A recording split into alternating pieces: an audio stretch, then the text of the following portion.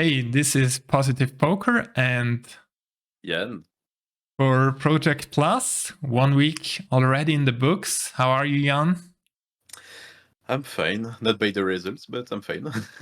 Already, small spoiler here. So, how was your week? Let's say in general, and then poker-wise. Okay, so the week in general was fine. I had a good week at work, and in general, it was fine. All right. Poker? But poker side was a bit difficult, but we will manage to fix that, I think. Should we just look at the results? I think so, yes. I was following a bit on the side, and I got just when I almost it hurt myself too when I saw you posting really getting upset about it. But again, we're here to fix this. We had now 1 week, no coaching at all. Only thing we said to try to be disciplined, try to play maybe a bit tight, try to get focused into the sessions. These are the results for now. Maybe you can talk a little bit about it. So you started on Monday, right? First session?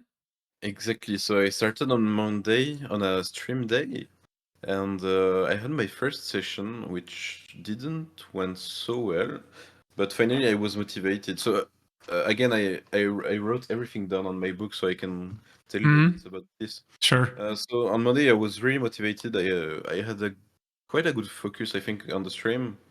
I would say I was at least B+ for 2 hours, sure, in focus. I was tilting a bit at the end on some hands. I was opening pre-flop which I shouldn't have opened, or things that I'm doing wrong pre-flop. I think I was getting more and more tired. So maybe at the end of the session, how long did you play? 768 hands, 2 hours? Yes. Okay. Yeah, that can be a thing. Yeah. So it was fine. I didn't have. I feel I didn't have much luck. Variance. But of course, it's not. Let's say it's not directly linked to the results I should have. Yeah. No, it's fine. 3 buy-ins can happen in 700 hands. That's not a huge deal. Again, we don't have any coaching yet. It's just we saw the big graph before 60k hands, which was. Remember the trend, you were break even, right? And at some point it collapsed. So yeah, this is nothing special. Second day, Tuesday. Second day, also a stream day, also 2 hours, 2 hours, and it went okay. So not lucky either, but I managed to almost to be almost break even on this session. I was motivated, I was focused until the 20 last minutes. I just had I don't know. I lost focus total in the 20 last minutes. Okay. Yeah. Also, maybe too late for me. I don't have the right answer, but maybe I should do more like 1.5 hour for now. That's a good point. Something we might write down. If you have that feeling a lot that you at some point you lose focus, either we do shorter sessions, or we take a break, sit out 5 minutes, and then come back after an hour or so. What would you think might make sense for you? The break I'm already doing after 1 hour of stream. I take 2 or 3 minutes of break. Okay. Take some breath outside or drink something. You think that's enough for you, or? I think it's enough, but I think I'm just mostly tired because it's already then 10 p.m. Okay, yeah. After work, everything. After work, maybe I'm just too tired to play 2 hours at the end. Maybe 1.5 is. So yeah, let's do that. Let's reduce it a bit. Let's go 90 minutes. I can see that, especially after a long day. Yeah. That's fine. I opened here the sheet with the Excel where we have the session focus. So day 1, day 2 seemed fine. Yes. Day 3, there's a no. So day 3 was terrible. Was terrible. Let's go into that. I was super tired. I thought about not playing this day because I really had a difficult day at work. Okay. I had too much brain, too much mental things to do. Yeah. And So I was tired. I was not super focused, like 70%. mhm. The luck was okay-ish, but I was just bad at this point. Yeah, again, we don't want to care about variance. That's whatever, we can't influence it. But definitely we need to be disciplined when I know you were really hyped to get hands in, you wanted to put in the effort. But if you don't feel like it, we just skip the session. Especially when you had a hard day, it's not gonna be. This is you need to be so focused at that point and already tired, so it's impossible to play A game or B game, whatever.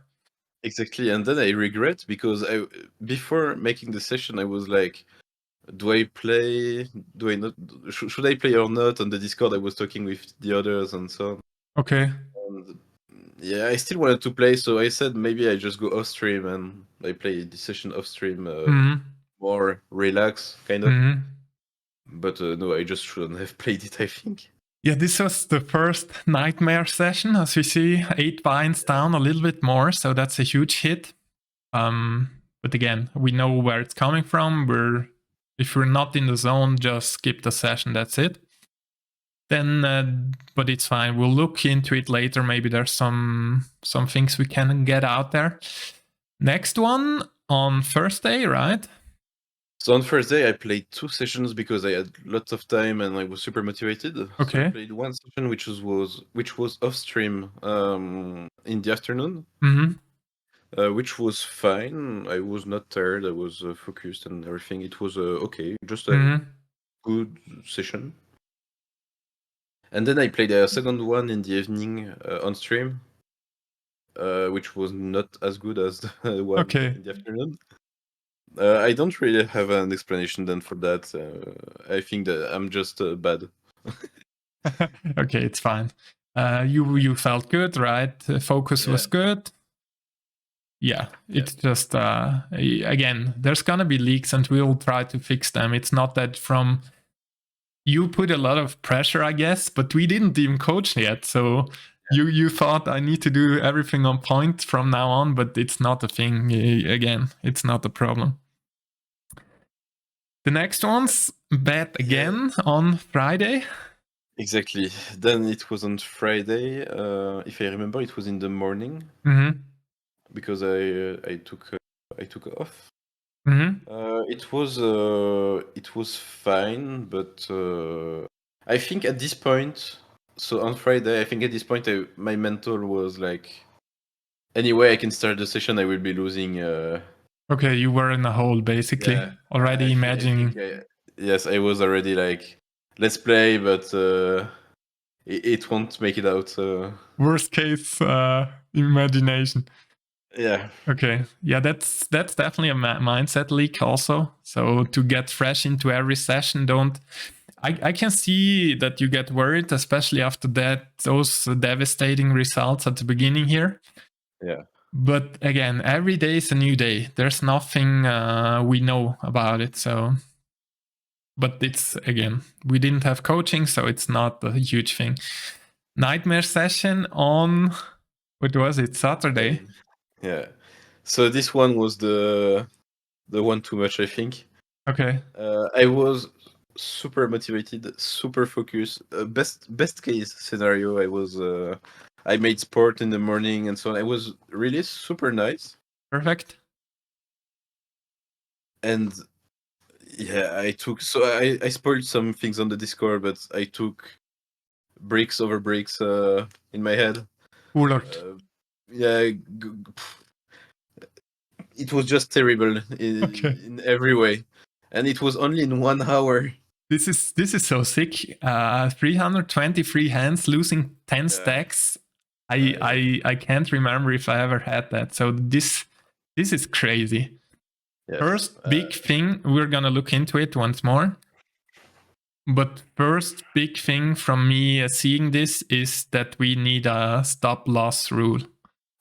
So again, I never coached. I didn't even think about stuff like that. We need a stop loss rule. And that's gonna be, where can we put this in the sheet? You see the sheet, Yann? Yes. Okay. So we can delete these 2 lines, right? Because these are on the right also. Yeah, these are on the right now. We'll put it in there. Let's call it maybe learnings or so, or week 1. It would be nice to have this somewhere else though. Where could we put maybe this? Another sheet, maybe. Maybe another sheet. Yeah, that's a good one. Let's add a new sheet. Call it learnings. Tabellenblatt learnings. I'll just copy the weeks. Yeah. Let's just do that. Okay. Week 1, and we just want to have a lot of space and stuff here. Delete this. So I would even put these cells together. So, okay, I don't care. Okay. So week 1, big learning. We need a stop loss. What would you think would be a good stop loss rule? Maybe 5 buy-ins? Yeah, let's do that. Let's go with 5 buy-ins. What does it even mean to you? Just, you know what it is, a stop loss rule? Yes, if I lose 5 buy-ins, then I stop the session, right? Exactly. And the theory behind it is that after having a losing session, after losing a few spots, mental game gets affected. So we're not gonna play the same as before. It affects everyone. Just again, maybe imagining I'm gonna lose more. This is annoying, getting frustrated. This is not allowing us to play a game anymore. And anyone telling something else, there's gonna be a few people being able to deal with that. But if I had such a session, let's go back again, losing, let's say, 6-7 buy-ins in 30 minutes, I'll be affected too. And my mindset is really strong, I would say, with a lot of experience and stuff. There's no way we will be able to play the same anymore. So that's the first big thing. Whenever we have a session and lose a lot, we just quit. Latest 5 buy-ins. There's always a new day the next day, so there's no reason to keep forcing such a bad session. I can imagine a lot of people have that problem, especially on micro stakes. So now that I remember, also the stream on Wednesday, the session on Wednesday, I stopped it a bit earlier. Okay. Because I was so tilted off the results and myself. Yeah. I remember like 1 quarter before the end, I stopped almost just quit the stream. Okay. Yeah. I remember that. So I can see that. Yeah, it's definitely reasonable. It's running so bad is not easy to handle. So let's put a nice title here: learnings. Okay. So that's the first big thing. Another thing we have to implement here is considering level down. Already we lost a huge part of our bankroll. What's the plan for level down? Maybe, I don't know, maybe under 100 I go to NL2 until I get back to like 150, I guess. Yes, let's do that. Something like that? Yeah. We'll put in NL2.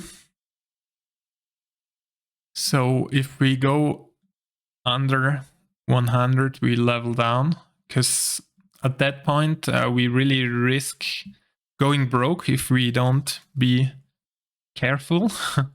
Yeah.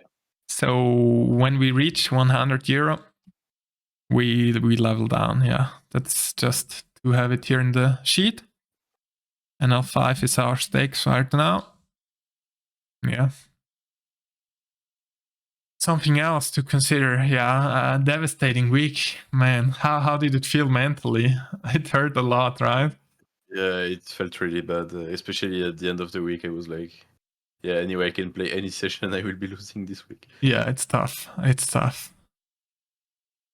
Again, I At just the same time, really, in an objective way, I uh-huh. really think I had no luck this week.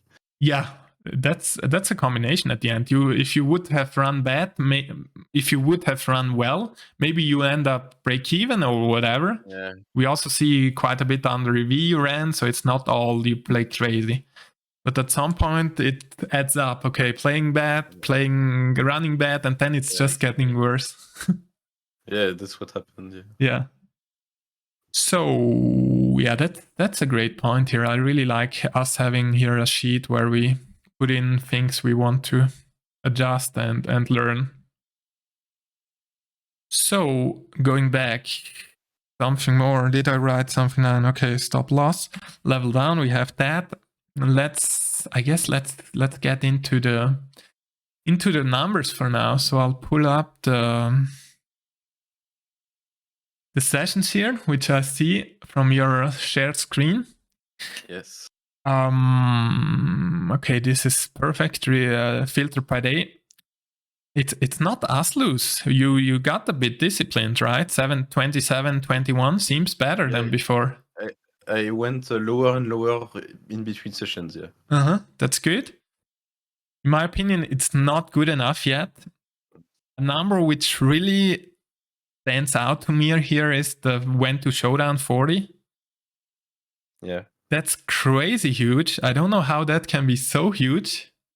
Because usually it would be averaging maybe 25, 30. There might be a lot of spots where you tend to maybe call down hands which you shouldn't, or that might be a leak, just seeing the number. Also the one at showdown being really low, that goes hand in hand with us making maybe calls which we should not and losing those hands. Okay. But it might just be a tendency. I'm not sure yet. So another thing I'd like to go over now is the horror session, which is no. Can you see the cash results graph? Can you put that one up, maybe? Yeah, just the graph. This is the whole graph, right? Maybe they don't see until the end because I have my camera. No, I can switch it. It's fine. I make the window a little bit smaller. It's completely fine. So this is the whole graph. All right. Yeah. How much under EV? 50 euros, which are 10 binds. That's a big deal also. So it's not super bad. One thing we see here, okay, sometimes I have in my stream or on the YouTube, I have people talking about redline and stuff and saying, is this good? Is this bad? Just focusing a lot on redline. Seeing this now, we would say, okay, redline looks good. Maybe it's decent. It's okay. What would you say? So I feel like I always thought redline is a bit like my focus. That means when I'm focused, I'm playing well, it goes up. Until at some point I'm getting tilted or I don't know, and I'm playing bad preflop and so on, and then it goes back down. Okay. And I feel like it's kind of what happened also here until the half of until like 2,500 hands. Okay. It was fine, and then I had a big drop. I lost maybe focus and yeah. One big thing we need to consider now, especially on the micro stakes, redline doesn't matter at all. It's not important. All that matters is green line. Because if we realize a thing, okay, we make a call which we should never make, that's going to impact our red line in a positive way because it goes into the one showdown in the blue line. But that call is losing. So we should make that fold and our red line would drop. But this way, we make the bad call, our red line looks good because it doesn't go in there. Okay. But we still lose because we make a really bad call, right? Okay, I see. So understanding how these interact is a huge thing. We do not care. If your red line would be even up now and the green would be way down, it wouldn't help because what's a huge leak, in my opinion, that a lot of people focus, okay, Red line needs to be break even. We need to do well on red line. When I was starting out back in the days, my red line was like this, straight down all the time. But green was like this. Just because making those folds and stuff are all impacting red line. Let's say you're in a huge pot on the river and the other guy goes all in. And we should always fold. Us making that huge fold, we lose a ton in red line, right? Because it's non-showdown winnings. We lose that pot without showdown, and that's gonna drop our red line. But making that call, being it a bad call, that's gonna drop our green line because we lose on that call. Okay. So just understanding that combination is a huge thing. It's not a leak or anything, but we should not even care about red line. All that matters is green for now, especially on the micros. So yeah, just looking at the graph, you might think, man, I'm playing well. This is good. Red line looks good. Just I'm unlucky. But these impact each other. That's a huge thing to understand. What they're even made up of. What's the theory behind it? I would go now in the nightmare session. Let's see a few spots. Maybe we can spot some things. Should I just open sessions? Yes. Okay. Then you click on the you have it already. And then I would filter by basically sort it by net one. So to look over the huge, you see down in the hands, you mean? Yeah, exactly, in the hands. Sorry, okay. I lost a second. Okay, let's go over the few big hands here. Pocket hands, I see. Just open that one and we'll go over it. I can open it, but you won't see it. I need to share it differently. Okay, perfect. 1 second. If I do it. Perfect. Yeah, awesome. You can also show you play with a hat, right? Yes. In the top right, you can also show the hat in the replayer. I have it, but it does not show up in the... Because you share the window. Yeah, I could only share the screen if you want to see the HUD. It's not a huge thing. Just go over the hand for now. Maybe we fix it until next time. All right. Okay, just start the hand. Yep. We get a raise. Under the gun opens. We cannot see our hold cards. You can also set that up in top right. Show hero cards. Yeah, exactly. Perfect. Okay. We get a free bet by a regular, or I don't know if it's a regular. It was kind of, yes. Okay, from the stats? Kind of. Or from playing with him? Playing and the stats, both, it was okay. Perfect, okay. So what's our thinking now? We go with the 4-bet? Yeah, for me, I 4-bet with tens. But then, so let me explain. I 4-bet, and so it will be catastrophic. And just after I called the catastrophic thing, I realized I was so deep. And if I realized pre-flop I was so deep, I would just maybe have just called here. First, yeah. First, let's think about ranges first. Would you always 4-bet tens here? In the big blind against the button, yeah, I think because he has a lot of things in the button. He has. You mean because of the under the gun? Open. Wait, it's not that he's opening, right? It's an open UTG. Under the gun, yeah. We need to filter here by actions. That's the first step in our thinking process. What happened? There was an UTG open. Who opened? Yep. Was it? Do you have some reads on UTG? On player? UTG almost no read. Okay. Him not being full stacked. I'm just adjusting the cam. I'm getting too bright. Him not being full stacked. He opens. Then the reg 3-bet on the button. What do you think? You think he's light 3-betting or strong or? I think it's quite strong because he's 3-betting the under the gun. Good point. At some point, he must have better hands than just ace 8 suited, ace 7 suited, and so on. Really good point. Another thing, UTG being so short, he's almost committing himself. Let's say UTG jams, it's tough for him to find a lot of folds. Maybe he can still, just his size might allow him to still fold once UTG jams 220. But first thing, he should not be super loose here because UTG is so short. It's a huge risk him jamming in his remaining €2.05. Yeah. So he should not bluff a lot here, in my opinion. Then our pocket tens gets really close at that point. I would say standard would be to fold already in these positions. Not saying that if he opens, we fold. It's a completely different scenario this way, let's say. Okay. Okay, but it's not So a huge blunder in my opinion. Of the button? Once again, please. So you would have folded on the 3-bet of the button? I would have folded tens. Jacks, in my opinion, gets close. Queens, I would still 4-bet. Queens plus, ace king. But this without reads, let's say we need to have some situations for this to be a good 4-bet. Button needs to be loose, bluffing a lot in this spot. UTG needs to open loose. But another thing, if UTG is tight, he's still behind. So after our 4-bet, we're committed with tens against an all-in range from UTG. That's another downside for our play.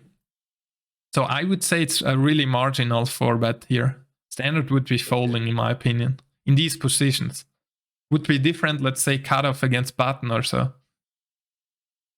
Okay, I see. Mm-hmm. But yeah. Just always, the thinking process needs to be, okay, what is happening? What is happening before us? It's an open, there's a 3-bet on the button. If we go into GTO Wizard, ranges get really tight after that point, especially in those positions. Okay, but it's, in my opinion, it's not a huge blunder. It's a mistake, but not whatever. Because I feel like I'm still... So basically, I feel like even if they have a good range, because he 3-bets the under the gun, that means probably he has aces that blocks the under the gun also? Aces, kings?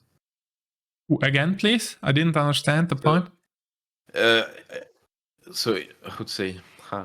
I feel like if he 3-bets the under the gun... Yeah. That means both, or at least the button has aces, kings, or something like ace, jack, ace, queen, ace, anything that blocks kind of the under the gun.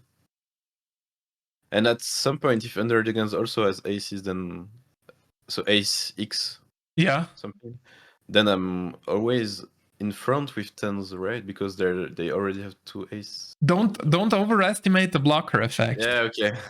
It's gonna make a difference, but it's maybe a 5% difference. It's really small. Not enough to impact our decision at all. What we want to consider is there was an UTG open, a 3-bet on the button, which is likely to be a strong range. And our pocket tens is not strong enough against a range of, let's say, a 5% range. Let's say he's going loose, he's 3-betting ace queen, it's not as loose. Tens plus, and we with tens are just not good enough to put money in here. That's the problem for us. Okay, go ahead. What happens next? Of course, he goes all in. Okay. And now what do you think? What's his range? Put him on a range. You think he would do this with... I thought he would sometimes do it still with a bluff. Ace 4, Ace 5 suited maybe, something like this. But otherwise, he probably has a strong range. Did you ever see people bluffing in such a spot 200 big blinds deep? No. Me neither. I would say he never has a bluff. That's also why I did say that after playing the hand, if I realized earlier we were so deep, I would have folded, I'm sure. Okay, but you did not realize that you were 200 big blinds deep? No, I realized once I clicked. Okay, but now we need to consider, we need 45%. You see the odds? We need to call 764 to win 1224, right? We need 45% equity. What, again, put him on a range. What do you think he could have? So aces, kings, ace king off suited, ace, maybe ace queen suited. I don't think he would jam for ace 4. Even maybe ace queen is already too tight to jam here. But it should be really strong. In my opinion, also consider the action. It was an open UGG. He 3-bet button. We 4-bet. We commit ourselves against UGG. Yeah. That's a huge sign of strength. So he knows we're never falling against UGG. Our range looks super strong here. Him bluffing in this spot would be crazy. I would 200 big blinds. That would be crazy. Even queens, he should not jam. He should not jam ace king here. Kings might get close in his spot. Because we would not even have jacks. Maybe we have queens. But once he jams, we should never call queens even, in my opinion. He should not jam ace king? Against our strong range, 200 big blinds deep, it's a punt, in my opinion, to jam ace king. Yeah. Because we are so deep. 100 big blinds, it's fine. A huge thing is we're so deep, and another thing is the action. We can go into a solver. Solver, in my opinion, would only jam maybe kings, aces here in your spot. We might 4-bet jacks plus a really tight range. And after he jams, we call off maybe aces and kings. The rest we fold, I would say. Okay. This gets so tight, us being deep and being these positions. Yeah. Okay. So you put him on a range. If I would think, okay, he's really loose. Also, it doesn't seem loose. But after this action, it seems it would be loose, him jamming queens even. Ace king. Okay. Let's give him a loose range. Let's say best case, he has queens plus ace king. We have 36% against that range. So far, okay. We're way behind. Either we're flipping against ace king, or we're death against queens plus. Okay, yes, I see. Let's give him, I would say he only has aces kings here. I couldn't see all people unless we have really good stats that he goes crazy, 200 big blinds or whatever. We have 19%. We're completely dead against his range here. Yeah. This is definitely a leak. We need to consider, okay, how deep are we? First thing, yeah. Then we need to consider which pot outs are we getting, which in this case are not great, because he jams a huge amount still. And then we need to put him on a range, which in this case is definitely tight, I would say.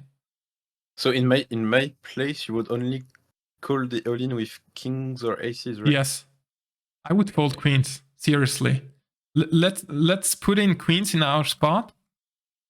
We play against, let's say, ace king. We give him a loose range. I would never see anyone being other than queens plus ace king here. We have 40% with queens. Which is still not 45. Which is still not enough. Wow. Okay, yeah, this I don't realize for now. Even kings. Okay, kings is ahead because we give him ace king. Let's say he has queens plus, not the ace king. Even kings is close, but we have the odds in this case. So yeah, I didn't realize this way. Yeah, play around a bit with Equilab, put people on ranges, and then compare your odds to what you need. Yeah. This is a super tight range. That's the problem. He never has jack, zero, queens. Even jacks were behind with 10s. That would make it even worse. Let's say he goes really crazy, but something I would never consider. He has jacks plus ace queen plus. I could not imagine such a loose range, but even against that, give us 10s. Kings is fine against that. We have 40% with 10s. Okay. But just consider yourself. Either we are way behind if he has a big pair. 20, how much equity does, just for you to, how much do we have with 10s against aces? 20%? Yeah, exactly, 20%. And we have that, the problem is 4 times we have that. Not really, because ace queen and the other ones are more combinations. So the pairs are just 6 combinations, 24 in total. 24 of those we're way behind. And what is happening in the other spots? How much equity do we have against ace queen? In the other spots, it's half, 50%. Exactly. Either we're flipping. Okay. Best case is we're flipping or we're way behind. That's the problem here. That's something we need to get into your head. Tens is here either flipping or way behind, and that's why it has so bad equity. Okay. And we're not getting good odds. Let's say he jams €4, then it's completely different. Then we get 36, 35% odds. Then we need to call even tens because we won. Even if we see a flip, we want to call. Mm-hmm. Yeah, but we were so deep here. Yeah, deep makes a huge thing here. But let's just see the results, which don't matter. I would say he has aces 90% of the time. Ooh, kings. Okay, I was off there. Yeah. He had kings, yeah. Yeah, it's such a tight range in my opinion. Anyways, let's go over a few more, maybe 2-3 in a fast matter. Nice.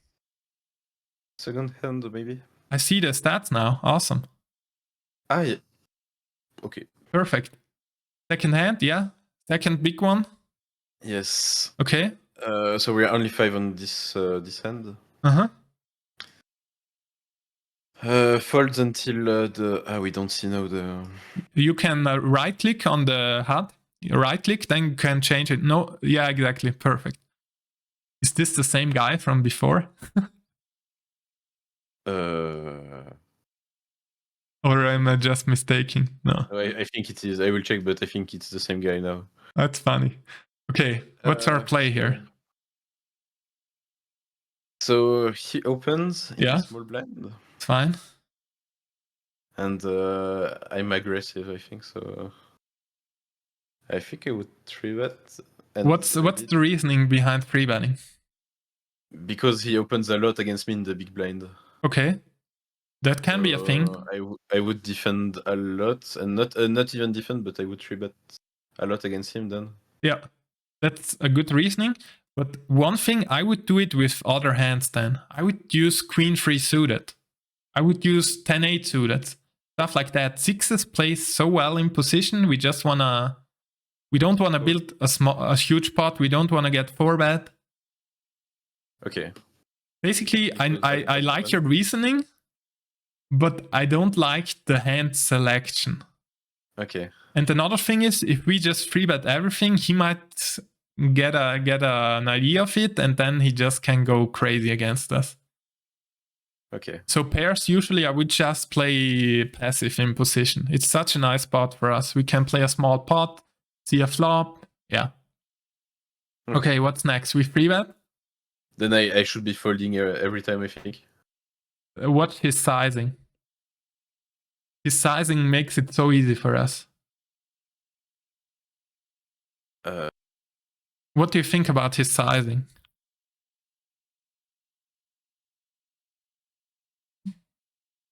I don't know. He went huge here. There's no way he can ever fold if we jam. So he basically commits himself if we jam. You see that? If we go all in now for 6, he just has 550. How much does he have? 550? If we go all in for 550 now, he's priced in almost with any hand. Yeah, so it's a bit the same scenario as before. Yeah, we have no fold equity. That's the problem. If we go all in, if he folds, then he's a bad player, really bad player. 4-betting that size and then folding. But this size tells us I commit myself, I'm gonna call an all-in. Yeah, which I didn't realize. Yeah, you need to see that, because that's again a pot odds thing. Maybe we need to go over some basics there. At certain sizes, you can't fold anymore because you get such a good price. Yeah. So also, I realize with the pot odds, but how to say? Not I don't believe them, but how to say? I feel like it happens too much, so they don't have such a strong range either. So okay, let's say he has a bluff, but he never folds. What's his bluff here? Ace 10. Ace 10, Ace 4, Ace 5 suited. But yeah, Ace 4, Ace 5. I'm not sure about that. Could be, but even putting those few combos in, that's so few combos compared to his. Yeah, it's the same scenario finished before. Okay. What's the reasoning? So you go all in? Of course. The reasoning behind it, you think he's bluffing and he folds now? Yeah, bluffing, and I think I just want to gamble against Ace King, Ace Jack, Ace. No, that's definitely a leak. We don't want to gamble. We want to get money in good. Never gamble on micro stakes. There's no way. Let's give him a reasonable range. Again, let's put up the range calculator. And we give him a range. Let's say we have sixes. You say I want to gamble against Ace Queen, Ace King. Okay. We have 45. We're even ahead against that. That's fine. But the problem is, okay, he has Ace Queen plus. But he also has 9th plus. We don't want to gamble against 9th plus. Of course, yes. How much equity do we have? 35%. Against the range of Ace Queen, let's give him Ace Jack too. Let's not give him 9s, which makes it better for us. 10s plus. We don't want to gamble. We're putting in money bad here. Yeah, okay. 40%. If we need a value hand here to get money in good. Jacks maybe is bottom line. Yeah, Jacks is flipping even. Queens, we want to make money against that range. We don't want to gamble. That's definitely a leak. Okay. Yeah, this is happening too much to me. Yeah, this is explaining why you're not beating micro stakes. That's a huge leak. We don't want to gamble. We want to get money in good to make plus EV decisions. Okay. We spotted something huge here. I didn't watch many streams. Maybe I would have spotted it earlier. But this is money put in unnecessary. Definitely exploitable and losing money on long term. Yeah, okay. Huge thing to keep in mind. Yeah, no, I realize when. Yeah, but it's just, again, we need to play tight, solid, and don't gamble. We don't want to gamble. We need to be patient and play solid. Because gambling means we put money in close or maybe losing, and then we push the variance even more because it's so close spots. We want to get into those 80-20 spots on our side. That's winning us money, not the 50-50 or 40-60. Yeah. This way we're losing money. That's, definitely a thing. Okay, let's go over 2-3 more in a real quick way. It's fine. It's good to spot these. Definitely a big leak. And again, it's good for you to be transparent because we just want to see those spots. Yes. It's just something we need to learn, yeah. Awesome. 10s again. Okay, 10s. I don't like 10s especially. Yeah, these are the in-between hands where it's tough to play and they are not making a ton of EV. Yeah. And then also, if you remember on the the Notion page I sent you with the details about me and so on. Yeah. I remember it was one of my league. I don't know how to play between like 6 and jacks. Yeah, sure. Jacks. I feel like I never played them right also, but it's just one example here for you. Yeah. Sure, let's get into it. We will consider it. So I'm in the finale middle position because we are 5 again, right? Yeah, it's fine. So I open in the middle position. Mm-hmm. Seems fine. One color. Probably a fun player. It's good. Okay, we get a squeeze. Yeah, we get a squeeze. So he already squeezed before multiple times. Okay. It's not the first time I see him squeezing here. Okay.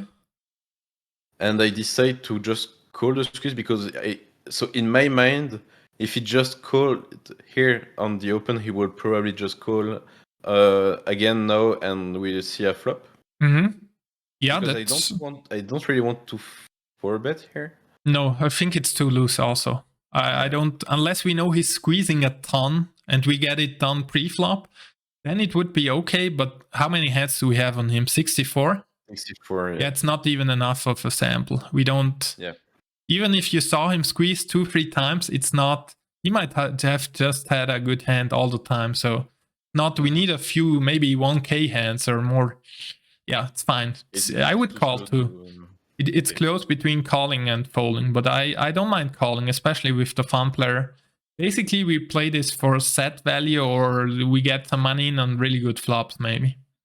Yes. Okay, he calls also. So he calls, good spot. as I expected. Mm-hmm.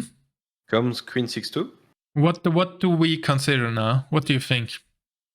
So I think so far I'm above anything, because if he really has a hand when he squeezes, then I think it's a really strong hand. Mm-hmm. Ace Jack, maybe Ace Queen, but Ace Jack, Ace Queen, Ace King, Aces are a very good pair, but maybe Jacks. Yeah, I don't really know, but I think I'm above, and 6-2. So except for the fun player, if he really doesn't care, maybe he has Ace6, Ace2, but I don't really know. To be honest, it's this kind of flop. I don't really know. There's 2 diamonds. I don't have diamonds, so this is a bit worrying.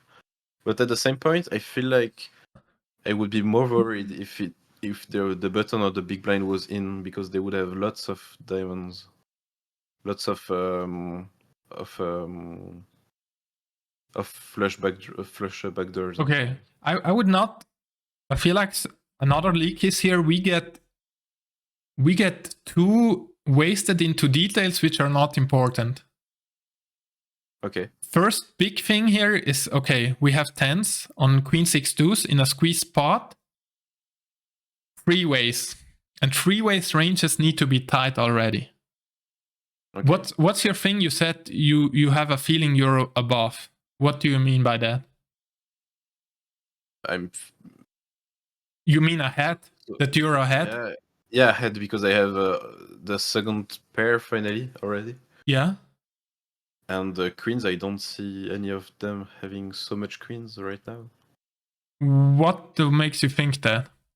Because if he squeezes, then he has a more... So, except queens, I don't see him squeezing with ace queen or king queen. Or jack queen. It might be, yeah. I would say he wants to squeeze for value mainly. Would he be bluffing a ton here with the short guy behind? Do you think out of position?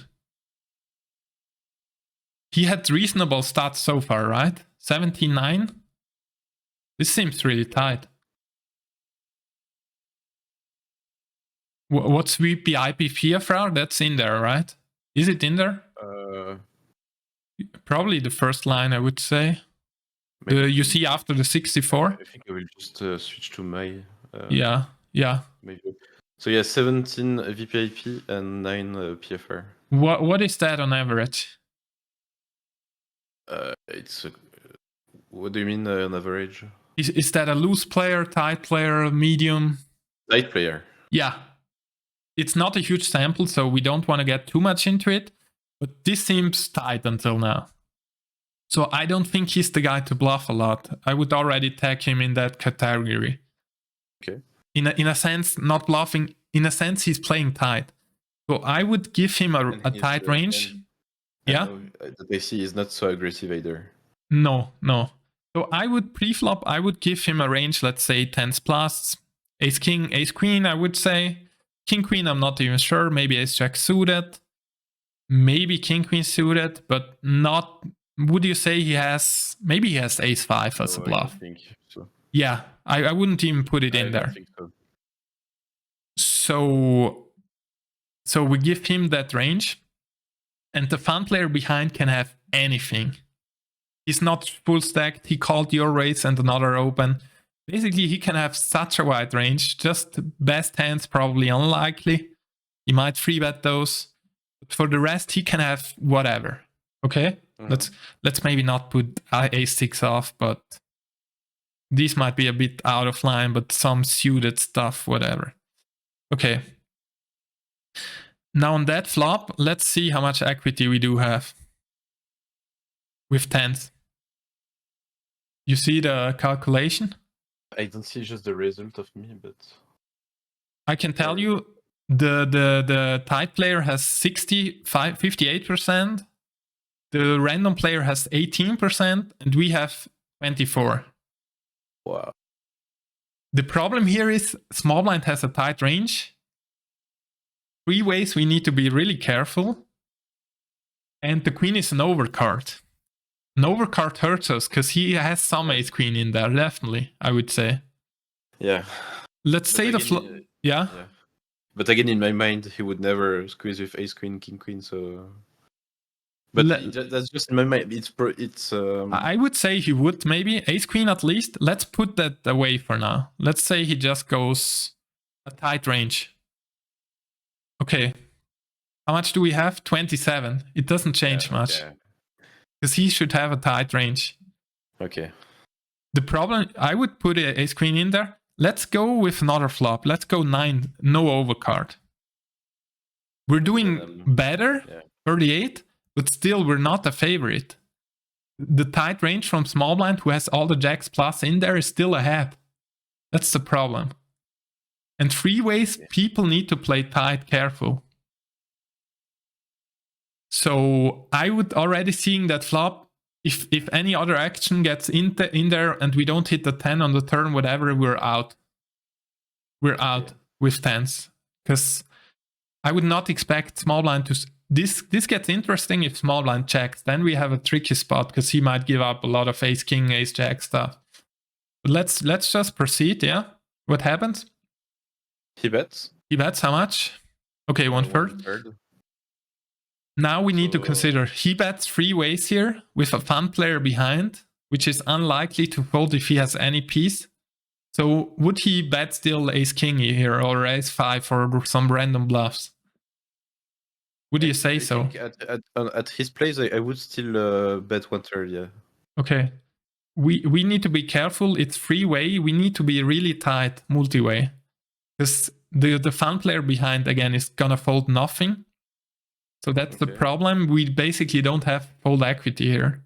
I would give up all my ace king. I would not bluff at all here in this spot. Okay. He bets, we call, and another problem is the fun player is still behind who can wake up with a hand. Yeah. So this is 100% a fold on the flop. Even 10s, 9. If we had a queen, I would continue, but worse hands just fold. So you would just have folded right now. Fold flop, yeah. Fold flop. The fun player behind makes it bad. Him c-betting 3 ways here is a strong range usually. Just fold flop. Tiny thing which you talked about, us not having 10 of diamonds is bad, but that's not a big thing to consider. Just fold flop. It's too much action for our hand. Okay. Okay, we call. Yeah, okay. For me, I'm so strong at this point. I might think you over consider the hand. Okay, pre-flop it's a decent hand, 10s. But after this action and this flop, it's not strong anymore. Relative hand strength we need to keep in mind. Okay. Comes the 6. Yeah.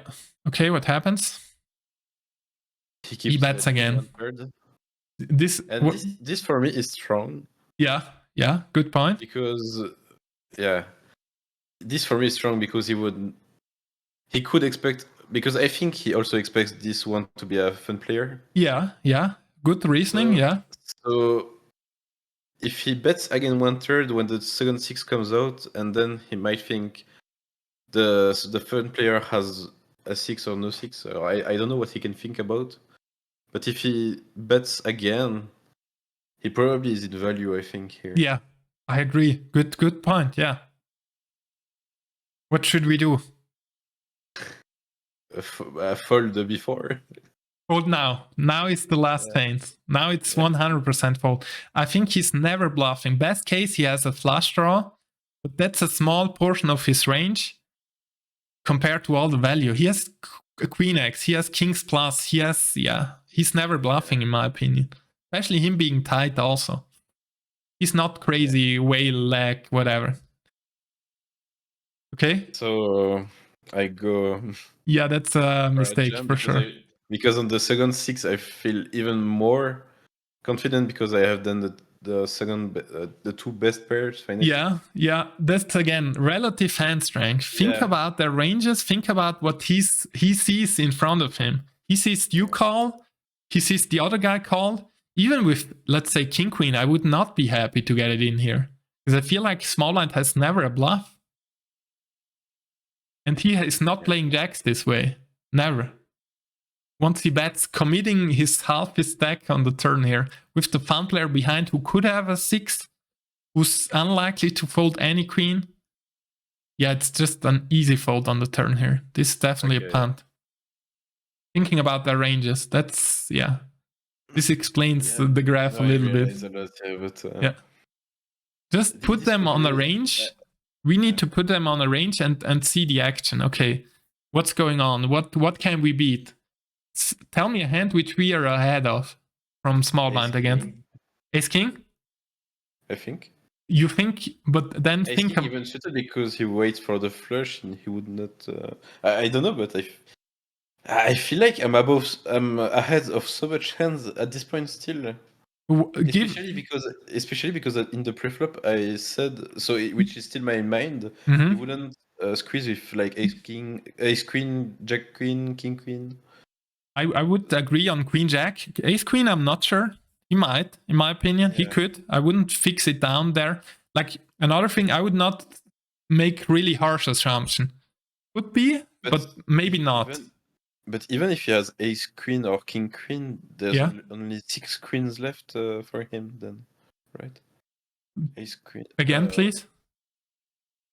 I'm thinking about how much combos does it make if he has a queen, even with ace queen or king queen. How many combos these are? Yes. It's one queen is gone. It's 12 combos. Just ace queen offsuit and suited. It's just 3 times 4, but don't go too deep in that. That's really advanced. We want to get the basics now. We need to focus on simple stuff. And simple stuff here is starting from pre-flop, thinking about, okay, what is he doing? Is he likely to be bluffing? Is he not? And already starting from pre-flop, it's unlikely he has a weak range. So let's go ahead. Let's give him a range. Let's give him a reasonable range. We don't care too much about the fun player for now, but what do you think he could be bluffing on the turn? So lots of ace king for me. Let's go first with value. I would say he has aces, kings. Aces, kings, yes. Maybe queens, for example, queens, I'm not sure. He might check queens on the turn. I wouldn't give him queens all the time. Okay, but then he would have lots of suited combos, I think. I would, again, ace queen I could see still. What do you think about suited combos? Tell me. Still ace 10, but I block 2, but ace 10 suited, ace... Okay. Ace jack suited, ace king suited, wait. Anything suited. Yeah, he could have the pre-flop in my opinion. But then again, connect the action to post-flop. We need to think about post-flop, what this does to his range. You think he plays ace of spades, 10 of spades this way? No, we blocked that. Ace of diamond? No. Let's go. Ace of hearts, 10 of hearts. You think he can have that? No. No. What suited combos do you think he can have? Only with diamonds. Okay, let's give him the flush draws. He could have ace of diamonds, king of diamonds. He could maybe have ace of diamonds, jack of diamonds. He could have ace of diamonds, 10 of diamonds. What else? Maybe king of diamonds, jack of diamonds, if we go loose. Yeah, but he wouldn't. Yeah, okay. He would not squeeze it, maybe. We said he wouldn't squeeze even king, queen. But he might. That could be a reasonable. I would squeeze it. Okay, we give him these, right? As bluffs. These are 3 combos. Yeah. And still, those combos, you need to think about it. Those have how many outs against us? I had like ace jack of diamonds. 9 outs for the flush draw. 6 outs for the overcard. 15 outs. Those have 30% against our hand. So we have 3 combos, let's say, which were ahead, 70-30. But there's a ton of combos where we're way behind. We have 10% against such a range. Sorry, you can't see it. I see it, but I to be honest, it's difficult to realize, I think. Yeah, in-game, we need to make that sure. Okay, what's his value? Aces, kings are 6, 12 combos. Yeah. If we consider that, but these are just 3, the diamonds. Yeah. Okay. Just 3. So 3 combos were ahead, kind of, and that's best case. He might not even go that line with the fan player behind here, going crazy, committing half his stack. He might. We don't know. Okay. But let's think about all his value, and we're dead. You said he wouldn't. Let's put out ace queen, which I would consider ace queen in there, but let's say he doesn't have it. We have 16%. We're dead still. Okay. For this to be a good play, he needs to go crazy with all the ace king and random hands. Okay. Then at some point it becomes good. But another problem here, the fan player is still behind who might have a queen. That makes it 10 times worse still. Not 10 times, but it makes it a lot worse. Yeah. So even if we have a hand, let's give us ace queen. Okay, we're ahead against that. Ace queen is good. But I'm not even sure if he would... No, we put the random range. This is wrong. Now, we have 22% against this range with ace queen. If he only bets tight on the turn, kings plus, whatever, and some draws, we're dead. Okay. We need to think about, okay, what is he wrapping? He might have some... Let's put in the ace queen in that sense too. That helps us a little bit. We chop against that. Makes our equity a bit better, but still we're behind. So we really need to be careful here. Yeah. Okay. Yeah, and for betting in the pre-flop wasn't an option for you either. No way. If he's tight, we're always behind. Yeah. You really need to do some exercises, basic like this, putting in ranges and comparing equities. Okay. To get a good idea. We're way behind against the tight range with tens. I did not realize. Yeah. Mm-hmm. Anyways, then, I would... everyone calls. Okay, let's see the results. Yeah, the other guy too, sick. Ace deuce, what the heck? Ace deuce. Ace deuce and king. He calls the all in. You see, we could print money. People doing stuff like that with ace deuce. We're printing money against these guys on micros. We just need to be... We need to be disciplined in a sense. We need to pick good spots and not close spots. Because this is a really marginal spot to make money. Mm-hmm. Maybe it's... I cannot see a place where this is winning money, but maybe it's in a tiny, tiny way it could make money. If there's a lot of assumptions right. But we just want to avoid these spots because these are really close and they... Not even close in this sense, but... We want to wait for spots where we print money. And there's a ton of these spots on micro stakes. Okay. We'll wrap it up. We're already over an hour. So this is going to be the first episode. Stay tuned for the next one. Yeah, again. Anyway, I was looking at the 3 next hands. Yeah. But it was like just aces, queens, and jacks losing against random stuff. So okay, that's fine. It's just coolers. But here already we spotted some huge leaks, so that's good. Something to work on. That's great stuff. We want to get all these mistakes. Anyways, that's it for the first episode. Next one is going to be about general pre-flop. We're going to go into equities, into ranges, and so on. I really appreciate you guys tuning in. Thanks, Yann. This will be great content. I think you're not, again... You're kind of the man here exposed and whatever, making mistakes. But this is great because a lot of people have that. So it's good to relate. What would you say? Last words? Yeah. Thank you. You're welcome. I'm just gonna... You're gonna get destroyed here. Yeah, I hope so. No, this is good to keep it real. It's good to spot these mistakes because all people can understand that. Anyways, yeah, as always, appreciate you tuning in now. 1 hour, 6 minutes. Stay tuned for the next episode where we're gonna go over some theory. And yes, see you in the next one. Bye-bye. Bye.